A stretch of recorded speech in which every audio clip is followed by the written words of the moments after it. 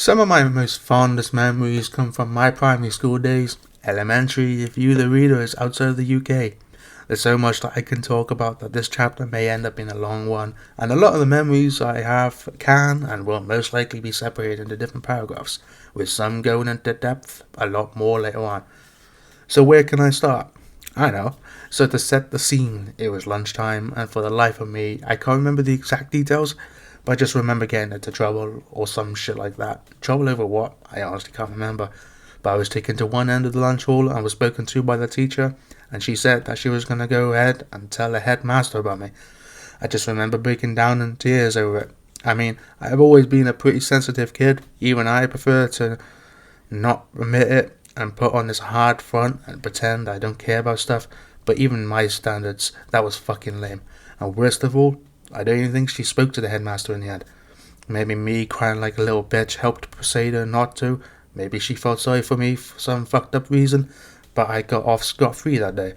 But even to this day, that memory is kind of foggy. It's the little details that I remember, and I'm okay with that, because it's the little things like that that makes you realise how precious memories are, and how precious they will always be. Talking of things that you tend to remember, there was this after-school club that we called Chwarae, Welsh for good play. A club where mostly the children whose parents couldn't pick them up straight after school for various reasons, such as they had to work or things such of that nature, would go to and, just play around and have a good time for an hour or two. I really never went that often to Chwarae, but one time that I did, from what I can remember, I had a loose tooth. Anyways, I just recall losing that tooth while I was sitting on the floor playing with some toys, and I could distinctly remember going up to the teacher that was looking after us that evening and saying, "Miss, I think I lost my tooth," and proceeded to show her the gaping hole where my tooth once resided. The fucker just fell out. I guess it was just this time. However, the teacher had gathered all the children that was there at that time, only about 5 or 6 of us, including myself, and we, the children, searched for my missing tooth that had gone rogue, which, of course, we found. I took that thing back home with me, put that shit under my pillow, and woke up the next morning with £2 in place of the tooth that I had under there from the night before. Thanks, Mum. Walking into school the next morning, I felt like the richest person alive, because at the time, £2 was a lot for a kid, and back in them days, £2 could also get you quite a bit of cool stuff. Stuff like trading cards, a small toy, hell, it even can get you a shit ton of sweets from the 1p or 2p sections of the sweet shop. That's right, 1p and 2p sweets. Something you will never ever see these days. So on the topic of losing things in school, I had this friend, right? Decent enough lad. Anyway, he had this watch. It wasn't anything great, just a normal watch. Nothing special, but as a kid, it's the colourful or themed things that catches your eye and would always seem like the coolest thing in the world, which, of course, this specific watch seemed very much like that to me. I remember my friend was kind enough to lend me the watch for the day. Now, I know what you were thinking. Does this watch get lost in my possession? Yes. And no. You see, what had happened is, I wore it the whole school day and had completely forgot that I had it on, and I'd completely forgotten to give the watch back. It was only until I had gotten back home that I had remembered that I had that bright coloured watch on my wrist. How could I have forgotten when it was hard to miss the bright, almost fluorescent colours of the strap? No fucking idea. But I did, and I had to come up with an excuse as to why I came back home with something I didn't own, nor that I went into school with that morning. I had told my dad and his partner at the time that I had won it as some prize thing, and that I had to return it the following Monday because it was only a temporary prize. What kind of lame-ass excuse was that? Oh, it was only a temporary prize. As if it was kind of like some class pet that was my turn to look after for the weekend and return to the school the following week. They probably had no idea what the real reason for me coming home with the watch is, but I doubt that they believed the excuse that it was just a temporary prize. However, they never said anything about it, so in my child mind, I had gotten away with it. Did I have every intention of returning the watch to my friend? Of course I did.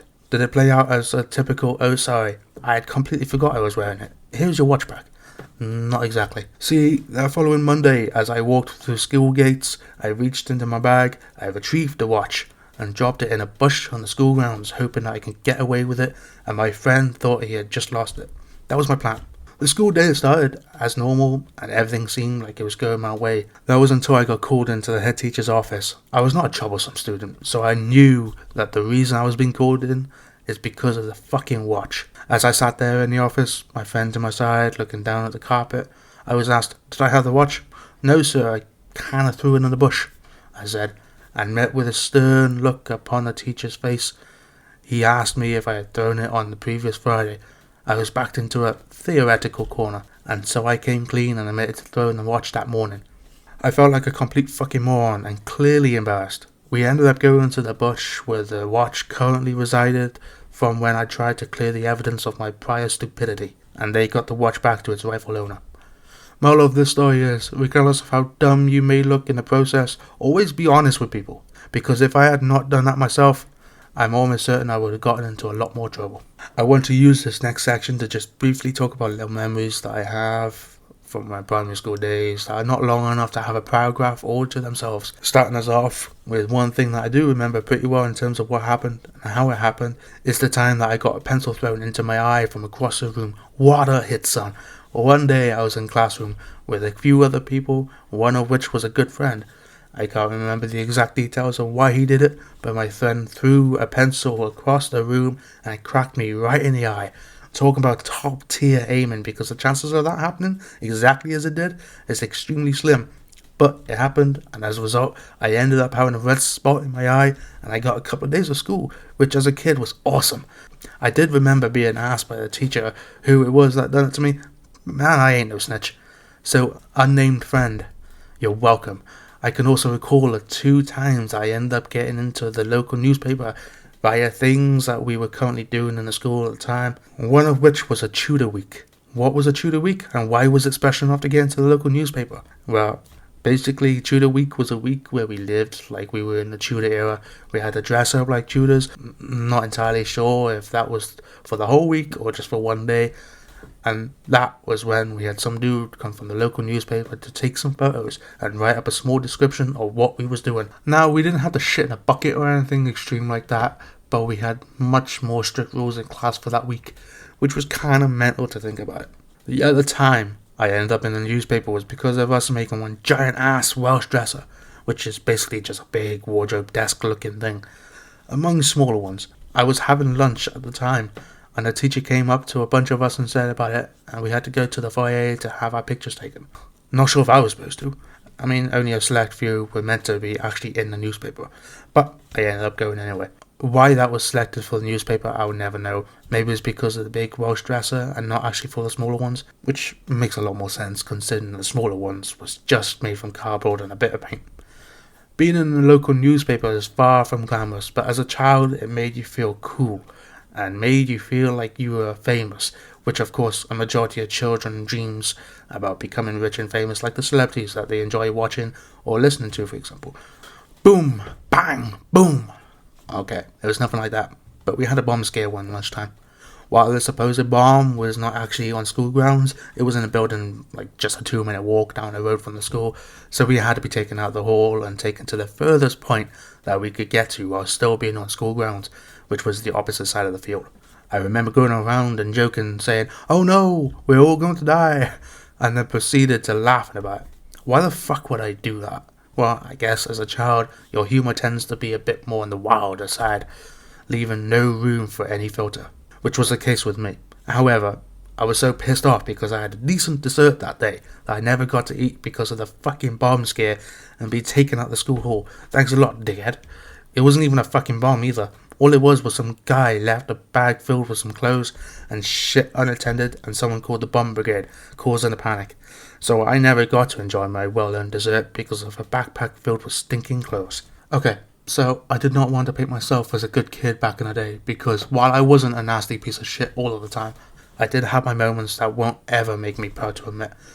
But there was this girl, and she was known to have lost her mother. At the time, I had clearly not lost anyone, and found it funny to mock this poor girl, laughing about her dead mum, which obviously clearly made her extremely upset.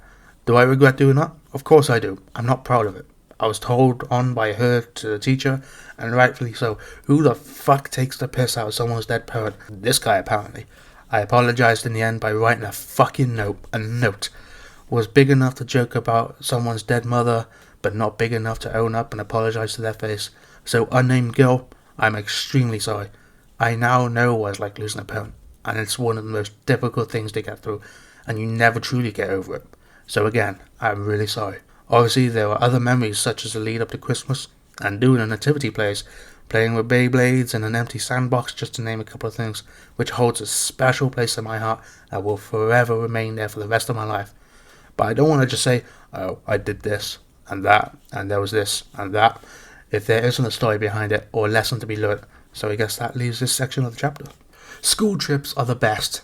So great that I can only remember like maybe 2 specific ones. Probably because I only ever went on 2 of the bigger trips out of a good handful. A camping trip on the coastline of Wales and an outdoor activities one. I actually think they were either in the same year in school or only 1 or 2 years between each one. So let's talk about the camping trip first. In 2005, a few of us kids and a handful of teachers went to Manabia in Pembrokeshire, Wales. Lovely little area with a nice beach and a decent castle. While I could just end it there, it would be kind of pointless to not talk about that trip a little and mention one hilarious memory that I have that involves a good long-time friend that even to this day we joke about every now and then. So we were all paired with people to sleep in tents, as you do on a camping trip, and I was paired with my mate, so all was good there. That was until one night when we were both sound asleep, some kind of animal came into the tent that we were in. No idea what animal it was, but based on what it left, it seemed reasonably big. Maybe a stray dog or something like that, or a fox. Does foxes get close to humans when it's not approached? Anyway, my mate, unfortunately for him, left some of his clothes in sort of the front compartment of the tent that you had to go through to get into the actual tent. The sort of compartment that would be useful to put your shoes in so you're not bringing mud into the tent itself. Even though for this instance, it would have been a lot better and less smelly to just bring them in. With that being said, I'm sure you've already guessed where I'm going with this. A stray animal, less smelly, etc. And you have probably guessed it right. Whatever animal this was, took a steam in the hot shit on my friend's clothes. How neither of us smelt it throughout the night or woken up to the rustling of the tent is beyond me. But morning arrived and we were both hit with a foul stench of shit-covered clothes. It was grim, but so fucking hilarious. Well, for me it was. For him, he was clearly having a shitty time. Pun fully intended. What was even more funny was him carrying his shitty clothes and a bag up the pathway across all the other tents to throw them in a bin. Luckily though, we could both laugh at the situation together now, which is always a highlight when it gets brought up in a conversation with him. The rest of the school trip was pretty cool. We got to chill out at a random semi-destroyed castle, one of over 600 in Wales. Fun fact for you. And then vibing on the beach with a barbecue going and being with good friends and playing games with one another, which was awesome, and a really good end to that specific school trip. Either in the same year as the Manabia camping trip or the following year, we also went to Llangrannog for an outdoors activity trip. Let me start off with, if you're Welsh, you would have heard of the myth, the legend, the Black Nun. You'd always have that one child swear blind that they'd seen the Black Nun, which of course was a bunch of bullshit, but it never stopped the stories from being told. Well, that and the constant writing on the bed and the door frame saying shit like, the Black Nun will get you in your sleep, or look into the mirror at night and whisper Black Nun and she will come to kill you, etc, etc. It's hilarious how something stupid like that has been etched into Welsh kids' memories from their visit to Llangrannog and will continue to scare kids to this day. I actually loved that trip though, because the chill out area was so cozy. It had a bunch of chairs around a table and was just great vibes when you're up late talking to your friends, your boyfriends, your girlfriends, etc. Just think of a nice setting and being with friends with a nice fire pit on a warm summer night. And that warm fuzzy feeling you get coursing through your body is pretty close to how chilled the certain area was during the time of my visit. However, not all of that trip was fun and games. We had to go canoeing, and I am not one that likes to go out into deep water, but the instructor that day made my experience worse by just being a massive prick. Bear in mind, I would have roughly been 9 or 10 at the time and would have gotten tired easily with the constant movement of my arms when rowing a canoe. So I would have alternated between which side of the canoe that I would row with the paddle, just to make it easier on me. I remember accidentally splashing the instructor with water, and the massive fucking stink face I got from him was something else. And I remember him telling me off, like, dude, don't be a fucking dickhead and have a go at me for it. I didn't bother rowing after that. Yet the rest of the trip was cool, and other than that prick of an instructor being a massive asshole, I actually had a really good time. What amused me about it was when we saw kids from other schools who were also on a trip to the same place as us. Have you ever witnessed children from other schools coming across each other? I swear they're a bunch of wild animals, chanting and jeering at each other, as if to assert their dominance, like, hey, look, our school is better. It was as if there was some kind of mini-school rival feud going on with people you've never seen before in your entire life, and most likely will never ever see again. With that being said, this section has gone on for a good while, so I'm going to move on from it, but also remember, the Black Nun will always get you when you're sleeping. I for sure have had many more memories from my primary school, and my primary school days will be mentioned again from time to time in this little autobiography.